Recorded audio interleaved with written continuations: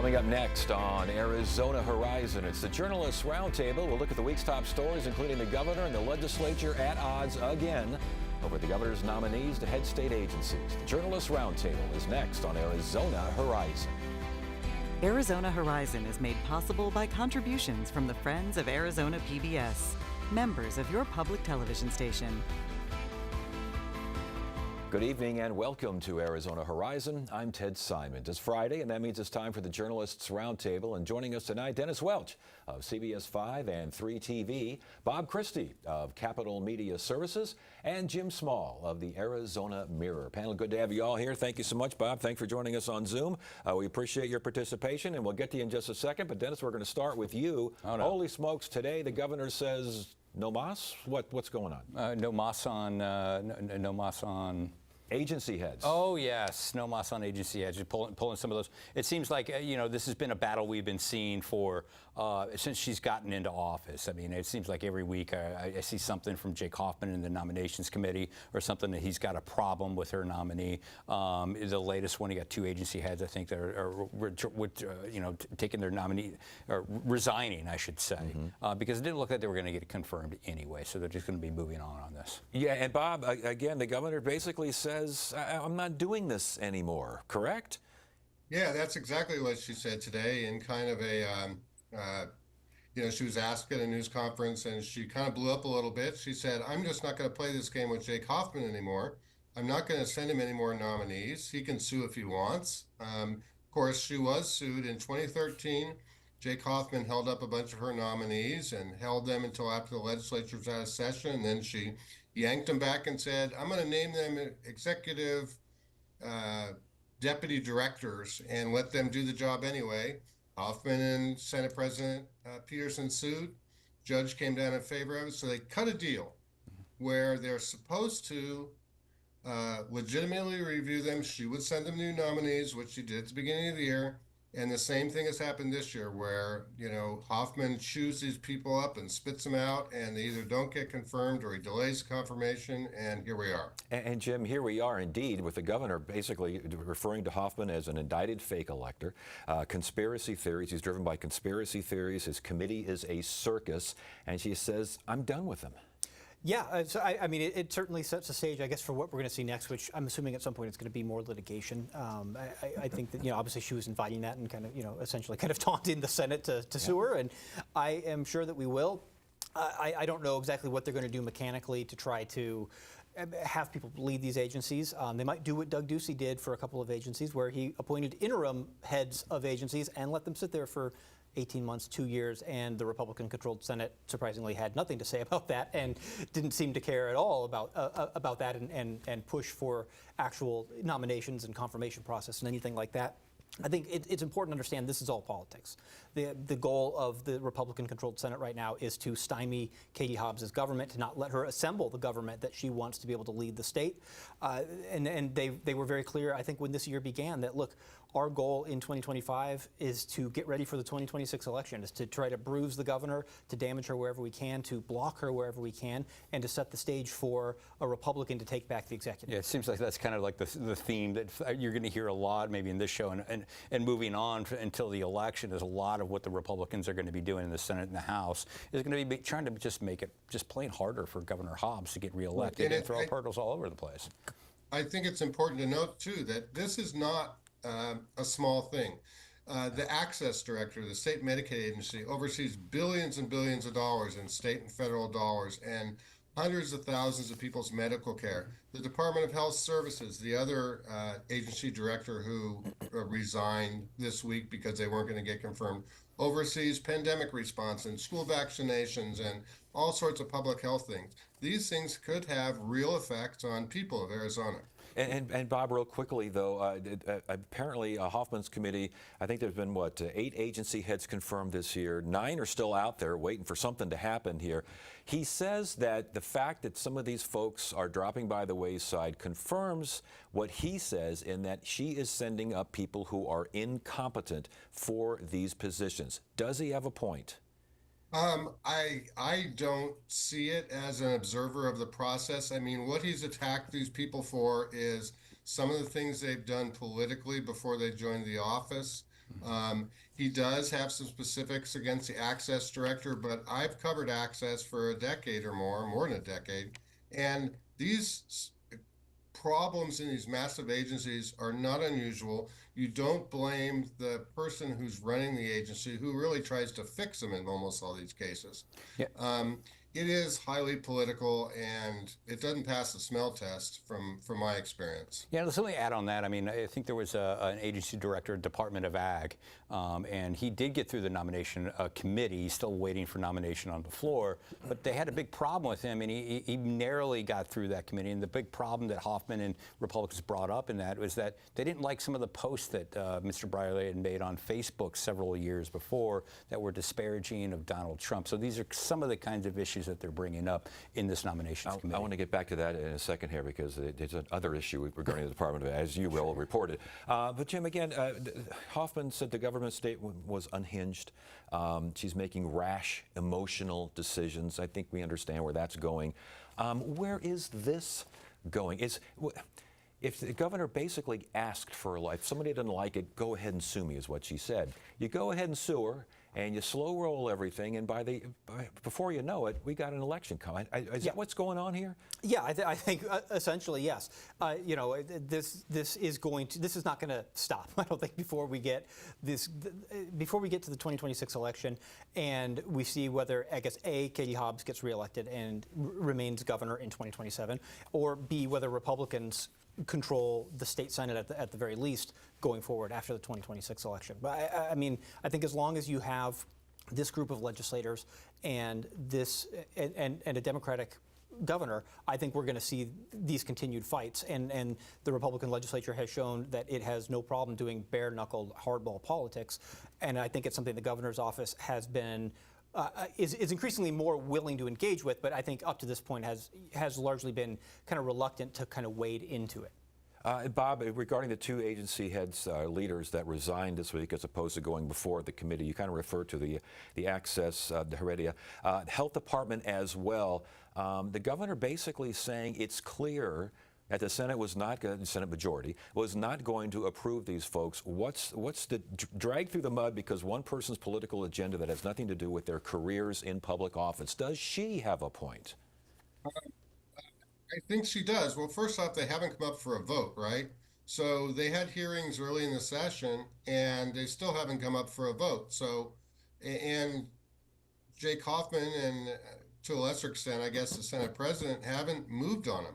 So at some point, it becomes clear to her through their actions that she's not going to confirm them. She said today, you know, why would anyone put themselves through this? How can I find qualified people? And these are huge agencies, at least Access is, it's the biggest in state government, that oversee billions of dollars and take some technical and some expertise. You just can't pull Bob Christie off the street and say, here's a new job. You have to have some experience in this. And these are experienced people who know how to run agencies and have been in the job for a year and a half. So I mean, I hate to come down on one side or the other, but I think if we come out the other side, the governor has a point. Back to the Hoffman argument, Jim, he basically talked about the sober living homes, that controversy regarding American Indians and the sober living homes and the contracts and the fraud and all that 9 yards. And he says that's an example of incompetence. I think that's an example of the kind of politics they're playing with this. Because this was a problem that existed since 2019 when this whole thing kind of launched and began, and it was under Doug Ducey's administration. Access was aware of it. Like there were red flags that were raised about this along the way for over several years, and Access didn't do anything to stop basically these fraudsters from exploiting a loophole in the Medicaid program, and in particular in the I think it's the Indian health care plan. Mm-hmm. And that didn't get stopped, and that was under Ducey, and it was under the Hobbs administration and with Chris Mays as Attorney General where this actually got stopped, and they announced it. They shut down all of this stuff. In the course of their shutdown, when they tried to stop this fraud, they swept up people who were not involved in fraud into the system, and then had to kind of work to make those people whole and to make sure that they were being a little bit more careful. But the fact that, to blame the Hobbs administration for this issue I think it really just kind of gets to the point of like, this is what the politics of it is, because they stopped it, and so ergo it must be their fault, which kind of ignores what happened the 5 years prior. Yeah, and as far as the state health department is concerned, this was much more ideological in that the nominee was apparently for all of those COVID measures to try to keep people healthy. Yeah, you know, and just to build on Jim's point, I mean, a lot of this stuff, I mean, it doesn't seem like it matters when it happened. They're going to try to blame the Hobbs administration on this. I'll get back to what I said earlier. I mean, the big theme you'll hear today, you'll hear in a lot of different shows when you start talking about this, is they're going to use anything they can and do anything they can to blame the Hobbs administration for anything as we head into this election. I mean, that's a lot of what we're seeing at the legislature. To an extent, I've been down there 20 years. I've not seen this kind of hardball, raw politics play out continuously on nearly every front down at the legislature. I mean, we just got done talking about agency heads. I covered Napolitano. She did not have this kind of problem getting her agency heads confirmed by the Senate back in the day. Well, and Bob, the reason for that is you didn't have a committee set up specifically for this kind of thing. This committee is new, is it not? Yeah, it's absolutely new. It was created a month after Hobbs took office, specifically to grill her directors, and specifically to make political points against them. And you see the news releases coming out of Jake Hoffman and the stuff he says in committee, and the things that are obviously not relevant to a person's job. What a political appointee posted about a political issue 3 or 4 years before they took this administration job. I mean, what do you expect? Do you expect a Democratic you expect all sorts of political posts praising the opposition when you're obviously, I mean, these are partisan positions, these are Democrats, but they haven't done anything to show that they can't run the department. Yeah. But that's what they get chewed up and spit out for. And Dennis, back to you regarding the Agriculture Department. Apparently an inspector was arrested. You were on this thing. For human smuggling? What's going on here? Yeah, we got a tip that this was happening down near the border, and it turns out there was a produce inspector, is what I was told. He was arrested on accusations that he was engaged in human smuggling. Now, what happened was mid part of last month, I believe around the 10th or the 11th of last month, federal agents, border agents spotted him picking up a couple of undocumented migrants. They followed them, they picked them up, and at the time, this didn't happen on state work time. The governor's office was very clear about that. Didn't happen on state work time, but I was told he was wearing his Department of Agricultural uniform at the time. And according to the court documents and police paperwork we saw, the two migrants that this gentleman had picked up, it combined to pay for about $20,000 to be smuggled into the country. My understanding is the state worker didn't help get them across the border, but once they got here, they were told to wait in a house, and then they were picked up at this house and then taken to a different location. And Jim, this did not escape the attention of one Jake Hoffman, who commented that this is, quote, cites obscene mismanagement within Hobbs's state government. Again, I would imagine anything, a cloudy day is going to get the attention of the loyal opposition. Without a doubt, I think to Dennis's point earlier, I think that any opportunity to take a political shot at Governor Hobbs, they are going to take it, and they've shown that they have, and I think that they will continue to do so. And to that point, let me build on the reason why this was a bigger story too. It does get back to the agency head thing. Paul Brierly, the head of the Department of Agriculture, right. Apparently is eminently qualified for all of this. He narrowly got through that committee, that nominations committee. He still is awaiting confirmation at the Senate. And considering what happened in the committees to clear this guy to the vote, I mean, they don't need much more excuse not to vote for him. I think when you start looking at this issue, Jake Hoffman is already saying this is clear mismanagement, not only by Brierly, but he's trying to place this on the governor too. Yeah. Bob, you wrote about what looks to be Senator John Kavanaugh just pushing these same bills over and over again to the ninth floor when they get pushed away over and over again. Talk to us about this. Yeah, so John Kavanaugh, for more than a decade now, has been pushing what we call the bathroom bill. It started out targeting adults, transgender women who he wanted to ban from women's bathrooms back in 2013. It It was a huge kerfuffle down at the legislature. He pulled back on that. But in the last 4 or 5 years, it's back, and it has to do with schools.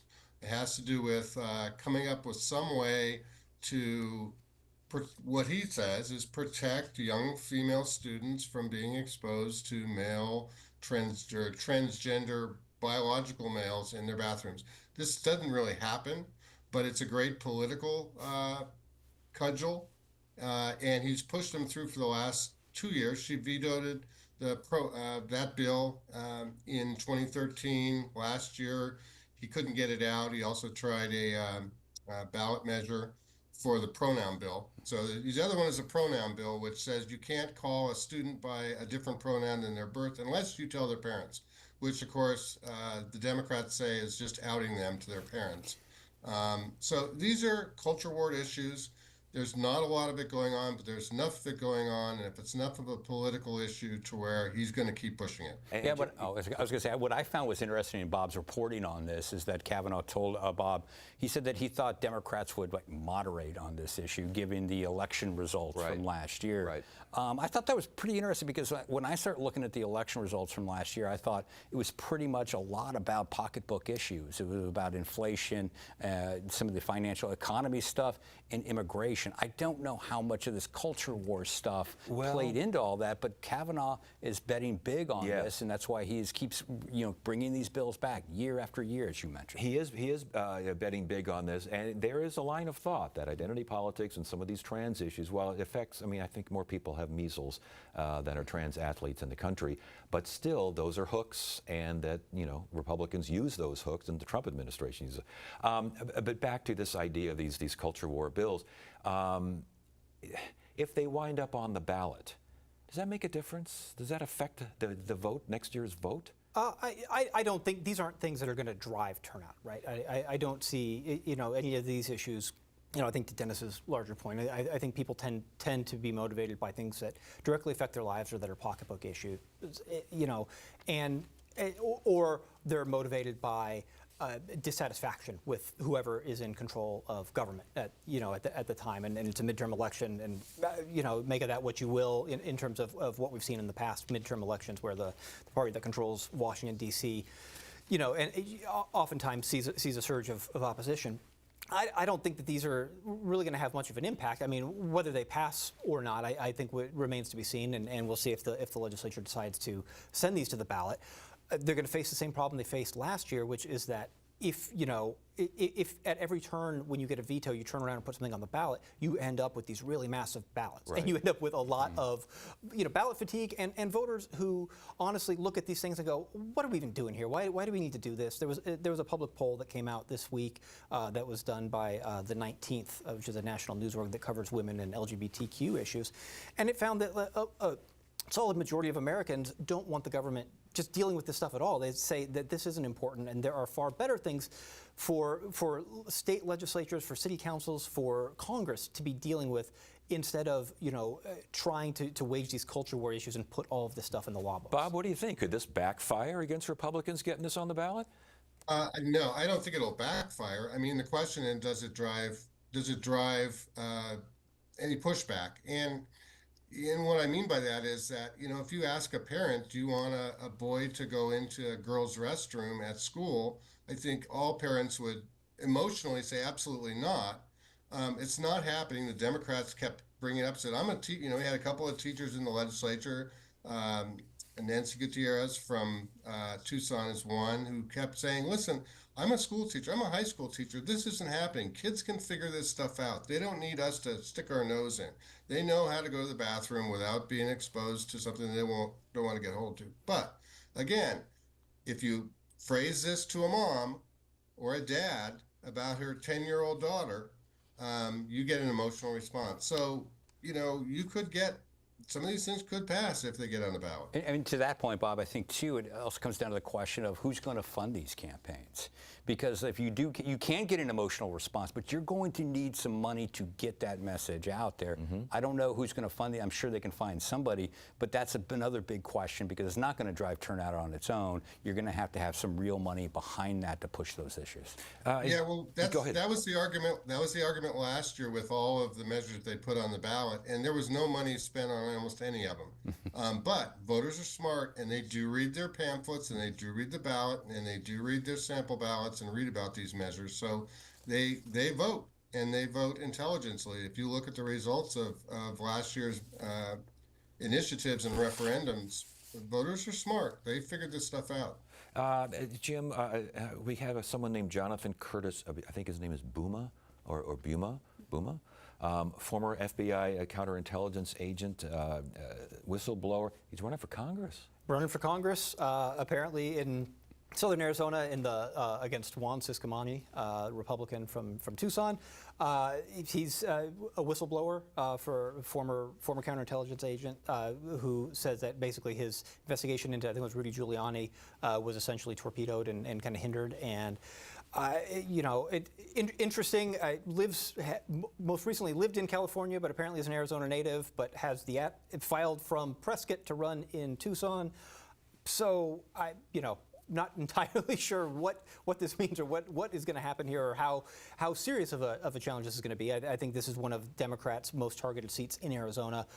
No doubt that there's going to be a lot of Democrats trying to knock Juan Ciscomani off. All right, Dennis, who is this guy? Well, we can honestly definitely say he's a newcomer to Arizona politics. I don't think anybody here has interviewed him. I did call the Secretary of State's office the other day. I was asking about this guy, and they said there was just some major problems with some of the paperwork there that, which is not a good sign for anybody who's making a serious run at Congress. It's like it's the basics of campaign. Like, do your paperwork right, man. Just get it done. I'm told Secretary of State's office that there were some issues that he wanted to run as an independent, but put down that he's a Democrat and some other things like that. So I do know that they said they were reaching out to him to correct some of this paperwork to get it all in order. So, if he wants to run, pay attention to more of those details, I suppose. Yeah, I'm guessing he won't be the only Democrat eyeing that particular seat. Bob, before we go, it sounds like the president, his anti-DEI orders, is now saying that states have to follow or election security money could be adios. And I don't think the Secretary of State's all that pleased about this. No, Adrian Fontes is not, or as are numerous other Democratic secretaries of state around the country. And this is not the only part of this. I mean, they're doing this with K-12 schools. They're saying if you want federal funding, you've got to certify that you don't have any DEI policies. In this particular case, this is what's known as HAVA funds, Help America Vote funds. Act funds, and they are specifically designed to help secure our elections, which you would think the Trump administration would want, right? It's for cybersecurity, it's for election roll maintenance, make sure that people who are not qualified to vote don't vote, and for election audits to make sure that they're secure. But as we're going to see, as we're seeing already across all the federal government, every tiny bit of federal dollars is going to have to certify that you don't have DEI policies if you want to get it. And Jim, I think the Secretary of State Adrian Fontes, he's weighing his options. One of his big concerns is he doesn't know what they're talking about when he says DEI. It's not defined. No, and I think that this is, a challenge for every state government is that, how to handle this and what does it mean. And I think as we've seen the discourse over this issue over the last few years, I think it's very fluid and the goalposts tend to move a lot in terms of exactly what it means. And I don't know. I don't know if there's any guidance forthcoming from the Trump administration as to, what it's going to take for a state to qualify for these critical election security funds, and exactly how the states are going to respond to it. And frankly, let's be honest, what litigation is going to come down the pipe. Exactly. Because I would imagine the clock is ticking now on Chris Mays and that coalition of Democratic AGs filing a lawsuit saying, look, you can't make this stuff contingent on something that's completely unrelated, especially when it's so important to our, to our form of government. Hey, before we go, Dennis, Prop 123 expansion, are we going to see something here? We're going to see something in the next week or two, and I spoke with Senator J.D. Mesnard, who's running point on this. Prop 123 is, if you remember, passed about 10 years ago. It takes money out of the state land trust, puts it over in K-12 education, about $300 million a year, I believe. It's going to expire unless voters extend it next year. J.D. Mesnard and Republicans are taking advantage of this to throw on some constitutional protections to protect the ESA, the scholarship Yes. voucher program here in Arizona. Bob, is everyone even close to the same campfire on this? Oh no, this splits everybody. They will not get any Democratic votes on this if they put voucher constitutional amendment in a completely underrated school funding bill. And I think the Republicans know that. I don't know if this is a trial balloon or if they're really going to do it or not. But remember, the Republicans have the majority in both the House and the Senate. This is a ballot referral. They do not need Governor Katie Hobbs' signature. They do need her bully pulpit, though, if they want to actually campaign on this, and she won't campaign for it. So, I mean, do you throw $300 million of school funding away? I guess you're going to risk it. Real quickly, Jamie. And if you throw that money, if that's the way they go, and they try to go at this with just Republicans and with a highly partisan plan here, I mean, remember, this thing barely passed when Governor Ducey and basically almost every lawmaker and all of the kind of the political machine was behind it last time. I think that would doom it to fail, which would probably mean that Republicans, the legislature right now controlled by Republicans, would have to find a way to come up with that money to pay it, because this was a settlement for a lawsuit that stemmed out of the Great Recession. Jim Small, Dennis Welch, Bob Christie. Guys, good conversation. Good to have you all here. Thanks for joining us. And that's it for now. I'm Ted Simons. Thank you so much for joining us. You have a great weekend.